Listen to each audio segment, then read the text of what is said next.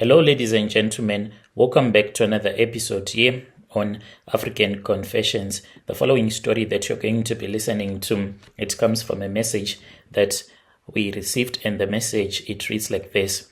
It all began because I was just curious. There were things that I wanted in life, things that were out of reach. I had gone on a vacation with these other friends of mine. I can say that was when I started to want the things, the finer things in life. It all started when we were raising the money. I struggled a lot to raise that money, and by the time that we went there, I knew that returning back home, I was supposed to work even extra hard because there were people that I was owing, because I literally used borrowed money to go on a vacation. I could not afford not to go on that vacation because there were other wealthier women that were going there, because we went like as the women from our church in our province. There were a lot of us that went there.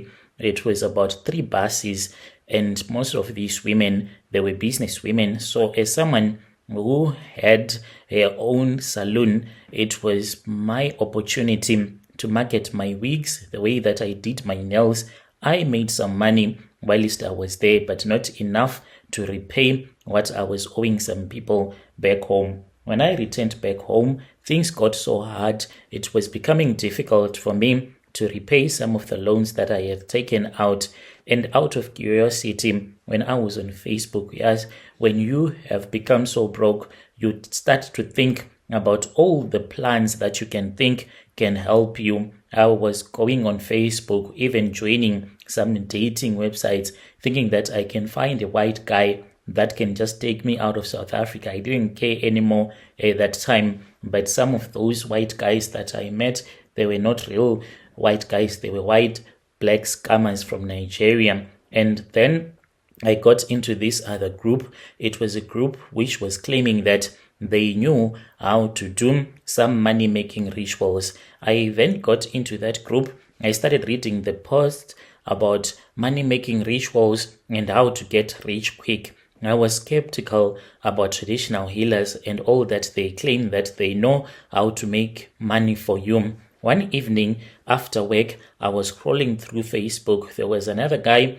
who had called me a guy that I was owing money. I had stumbled upon a page of a Zimbabwean healer. I went there on the page of a man that is called Sekuru Banda. Whilst I was on that page thinking about the guy that had recently called me, asking me about the money, I was really desperate. I went into the comment section. The testimonies there, they were quite compelling. People claimed that they were being healed, financial breakthroughs, and bring back lost love, restored relationships. I said, why not test just to see if it is real? I reached out via Messenger. The response was swift. Sekuru Banda greeted me warmly and asked me about my concerns.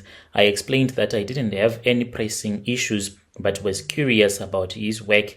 He replied, curiosity is the first step. If you want to get rich, you have to be curious. He was talking about some proverbs that I could not understand in his language, and he said that I had arrived at the place where I was supposed to be, and it was going to be easy for me to make money from that point going onwards. It was like, let us perform a ritual to open your spiritual eyes. He instructed me to purchase 6 black candles, write the names of close family members on each and every candle. I never thought about it. At exactly midnight, I had to light each candle, recite some words that I can only remember when I am holding those black candles, and then break the candles one by one. He told me that I was supposed to follow all of those rules. The first one was to buy those candles, to write the names of my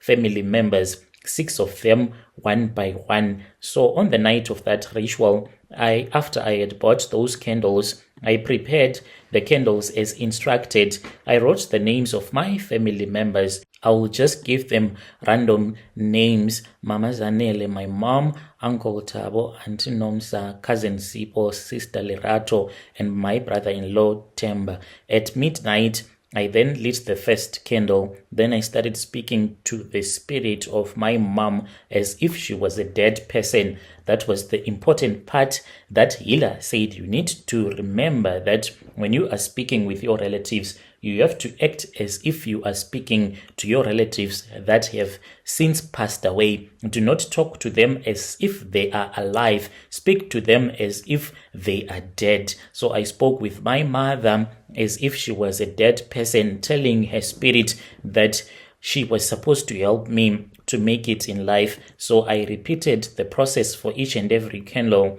feeling really strange and weird, and the thing, it was too satanic for me, even though I continued doing it. The next morning, I felt so much peace like I had never felt in my life. At first, the devil, he will give you so much peace, so much that you would be so grateful that you have come across the devil himself. Then after that, I started to make money, but I made money only for 1 week. That is the problem that has brought me to your channel. If there is any way to get this healer arrested, I only made money. Within 1 week, I raised so much money, but it was just enough for me to take care of my mom when she was in hospital, as well as when she had passed away. From that time until now, like he promised me that more money, 10 times more, was going to come my way. No, it is not happening like that. My mom suddenly fell ill and we went with her to the hospital. Despite the doctor's efforts, she passed away. And I was totally devastated.